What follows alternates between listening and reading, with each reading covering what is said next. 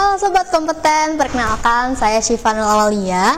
Pasti kalian udah nggak asing lagi kan kalau kalian sering banget nontonin podcast series P2KPTK 2. Wajah ini sering banget nih kalian tontonin. Di program Bersama Syifa kali ini, saya akan mengajak Sobat Kompeten agar lebih percaya diri di depan khalayak umum dan tentunya dengan tips dan trik yang menarik dan mudah untuk kalian ikuti.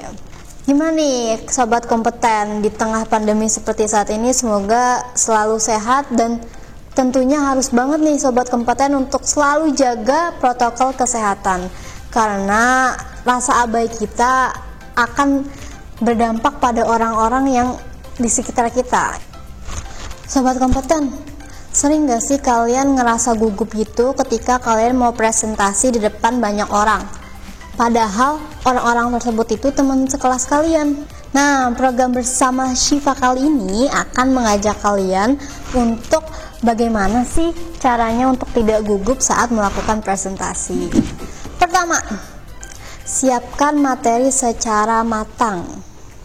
Sobat Kompeten harus pastikan materi yang akan kalian bawakan ini sudah kalian pahami. Pahami ya, bukan dihafal. Karena ketika kalian menghafal suatu materi, misalkan 1, 2, atau 3 kata yang hilang ketika kalian menyampaikan atau presentasi di depan, kalimat-kalimat selanjutnya tuh kalian akan merasa, ya apa nih kalimat selanjutnya ya, karena kata-kata yang sudah hilang tersebut gitu. Jadi wajib banget dipahami, bukan dihafal. Karena ketika kalian sudah memahaminya, pikiran kalian nih dan lisan kalian otomatis akan sendiri mengeluarkan kalimat-kalimat gitu. Jadi kalau misalkan kalian ngapalin, kalau udah lupa ya udah kalian akan ngeblank gitu. Nah, yang kedua, atur pernapasan. Karena ketika kita udah mau presentasi kan pasti gugup tuh. Nah, pernapasannya tuh apa ya? Kalau disebutnya tuh tersengal-sengal. Kayaknya kita tuh maunya sesak aja gitu. Nah, untuk ngelatih kalian agar tidak gugup dan relax, kalian bisa banget coba untuk tarik napas dulu, terus ditahan 3 menit, habis itu dibuang perlahan-lahan. Kita contohin.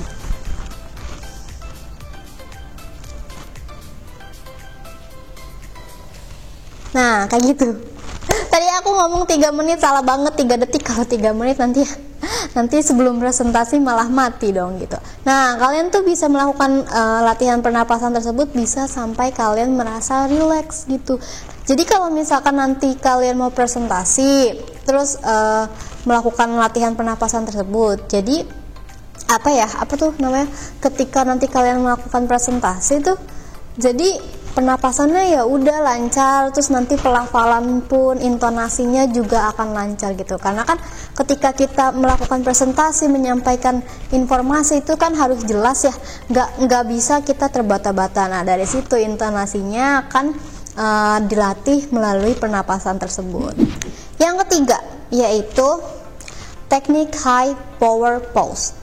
Ini bukan pose untuk yang kalian upload di sosial media, bukan untuk Instagram, di TikTok atau sebagaimananya, tapi adalah ketika badan kalian ini kalian tegapin, terus kalian yakin, kalian berikan senyuman kalian ke audiens. Karena ketika badan kita tegak, terus kita yakin kalau kita bisa menyampaikan informasi yang akan kita sampaikan, itu akan menimbulkan rasa percaya diri di dalam diri kita gitu. Tapi ketika kalian badannya kayak loyo kayak gitu, itu kan ngebuat kalian ngerasanya ya udah nggak semangat gitu loh.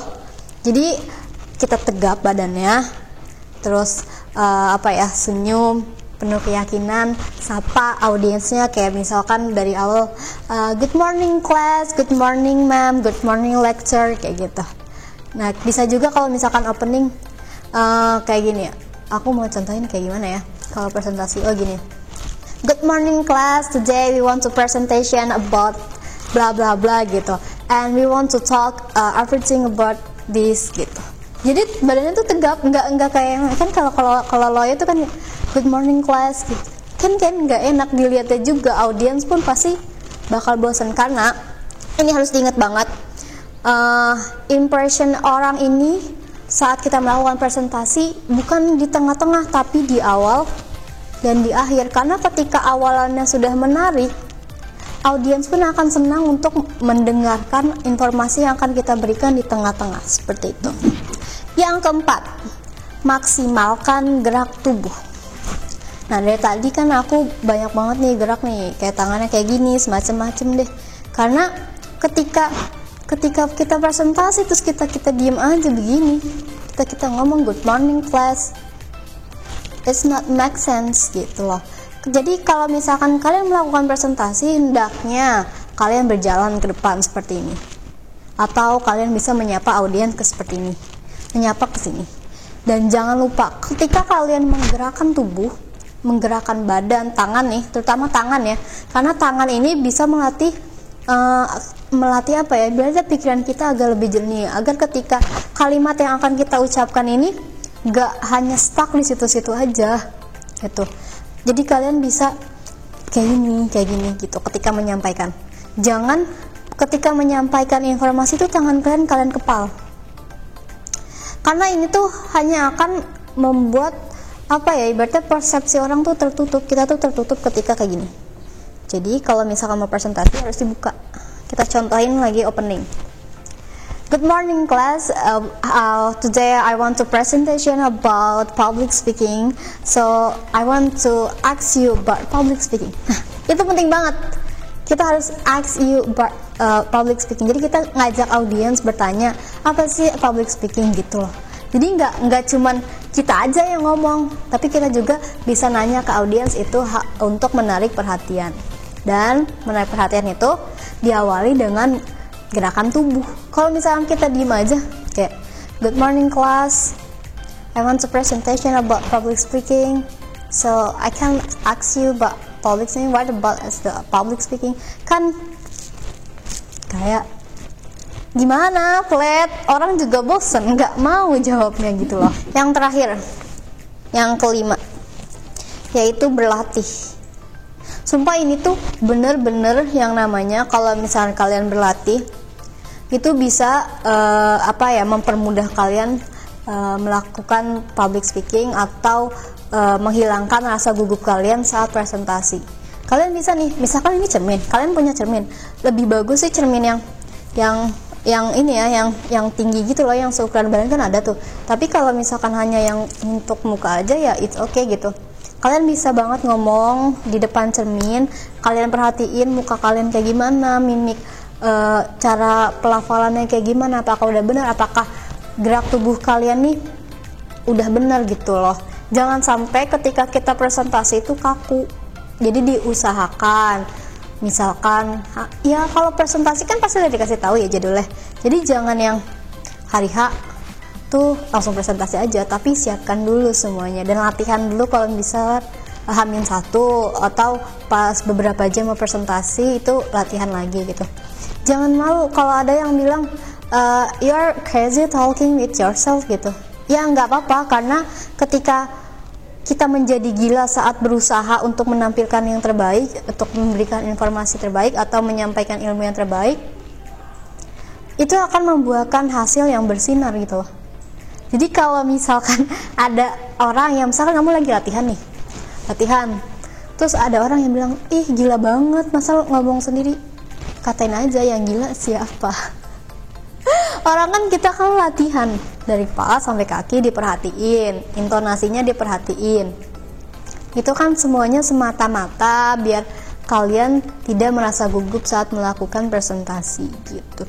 Apalagi kalau nanti sobat kompeten yang mau melanjutkan di dunia perkuliahan, itu kan presentasinya di depan dosen, di depan teman-teman, dan itu kan audiensnya banyak ya, dan materinya pun lebih naik tingkatannya dibandingkan masa SMK, masa SMA, SMP atau sebagainya.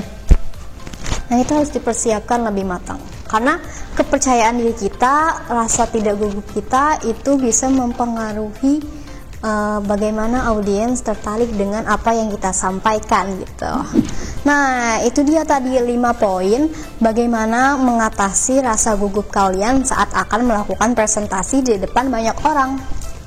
Semoga tips-tips tadi bisa membantu kalian dan bisa kalian pahami, dan jangan dipahami aja sih sebenarnya, tapi kalian lakukan saat akan melakukan presentasi gitu. Ya, ini juga bisa dipakai tips-tipsnya ketika kalian akan presentasi secara online gitu, karena kan online juga on cam ya, jadi kalian akan dilihat juga nih gestur tubuhnya, meskipun gak seluruh badan, tapi itu juga mempengaruhi bagaimana audiens tertarik dengan informasi yang kalian berikan. Nah, terima kasih untuk sobat kompeten karena sudah meluangkan waktu untuk menonton video tips di Bersama Syifa kali ini.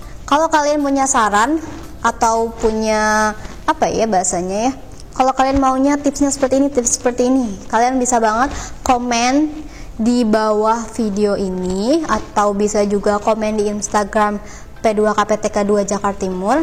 Dan jangan lupa untuk subscribe channel YouTube ini, P2KPTK2 Jakarta Timur. Boleh banget di-share ke teman-teman kalian mengenai tips and trick seperti ini, sehingga di next selanjutnya kan sama aja ya, di next video akan bisa memberikan tips and trick yang lebih bermanfaat lagi di keseharian kalian gitu, terutama untuk masalah public speaking gitu. Kalau kalian udah subscribe channel P2KPTK2 yang ini, dan jangan lupa like juga videonya yang ini, dan tontonin semua video-video yang ada di channel P2KPTK2 Jakarta Timur.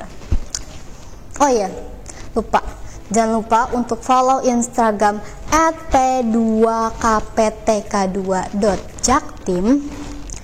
Nah, kalian bisa banget follow akun tersebut, akun P2KPTK2 ini di YouTube-nya, di Instagram-nya, karena akan banyak banget informasi seputar edukasi yang tentunya menarik untuk dipahami. Di tengah pandemi seperti saat ini, jangan lupa untuk tetap menjaga kesehatan dan taati protokol kesehatan ya, karena Ibu Pertiwi sedang menunggu rangkulan kita agar bisa menggema luas di bumi dengan gagah dan bersinar. Saya Syifa Nurul Awalia, sampai jumpa di Bersama Syifa minggu depan. Bye-bye.